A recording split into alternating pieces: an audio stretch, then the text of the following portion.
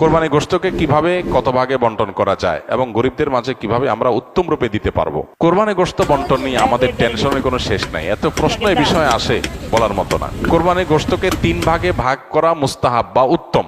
এই হুবহু 3 ভাগ না করে যদি 4 ভাগ করে বা 2 ভাগ করে বা একটু হেরফের করে তাতে কোরবানির অসুবিধা হবে না, কিন্তু উত্তম হলো এটা।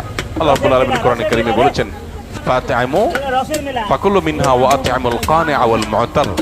আর জায়গায় বলেছেন ফাকুলু মিনহা ওয়া আতিমুল কানিআ ওয়াল বাইসাল ফাকির। এক জায়গায় বলেছেন আল বাইসাল ফাকির, আর জায়গায় বলেছেন আল কানিআ ওয়াল মু'তার।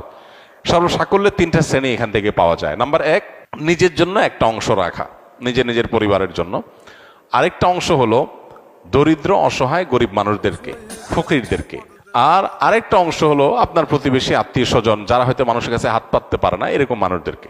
3 ভাগে 3টা ভাগ করে আপনি কোরবানি পশু বন্টন করবেন। হুবহু 3 ভাগ নাও, একটু কম বেশি হলো, নিজে একটু কম রেখে বেশি দিলেন বা একটু বেশি রেখে কম দিলেন, তাতে কোরবানির অসুবিধা হবে না। আর গরিবদের মধ্যে বন্টন করার ক্ষেত্রে সবচেয়ে উত্তম হয়, বিশেষ করে আজকাল আমাদের সমাজে কিছু মানুষ আছে যারা মানুষের কাছে হাত পাততে পারে, তারা বাড়ি বাড়ি যে কোরবানির গোশত কালেকশন করে, তাদেরকে আপনি দিবেন। যারা চায় ভিখারি তাদেরকে ধমক দিবেন না, না দিতে পারলেও। কিন্তু এর চেয়ে বেশি ইম্পর্টেন্ট, এর চেয়ে বেশি গুরুত্বপূর্ণ হলো যে মানুষগুলো কোরবানি করে না কিন্তু মানুষের কাছে হাতও পাততে পারে না, তাদেরকে খুঁজে খুঁজে বের করে যে তাদের বাসায় বাসায় গিয়ে পৌঁছে দিয়ে আসেন, সেটা হবে সবচাইতে উত্তম। শহরে গ্রামে বিভিন্ন ক্ষেত্রে এরকম মানুষ পাবেন, সম্ভ্রান্ত, খুব লাজুক, খুব ভদ্র ফ্যামিলি, তারা কষ্টে আছেন। বিশেষ করে অনেক মানুষ দেখতে মনে হচ্ছে ফিটফাট ভালোই আছে, কিন্তু অনেকদিন চাকরি নাই, বেচারা ব্যবসা বাণিজ্য নাই, আয় ইনকাম নাই। এই মানুষগুলোকে খুঁজে খুঁজে তাদের বাসা বাসায় গোশত পৌঁছানো, এটা হলো সবচেয়ে জরুরি কাজ। এই জন্য এই কাজটা আমরা কোরবানিতে খুব বিশেষভাবে খেয়াল করব, চেষ্টা করবো ইনশাআল্লাহ। বর্তমানে বাংলাদেশের নিয়ম অনুযায়ী বাহির থেকে 1 লক্ষ টাকা কেউ পাঠালে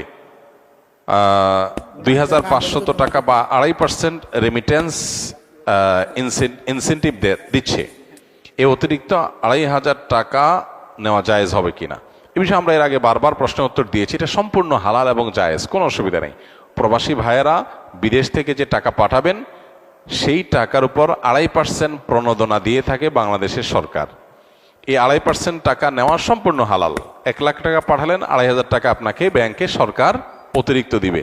এটা নিতে পারবেন। কেন নিতে পারবেন?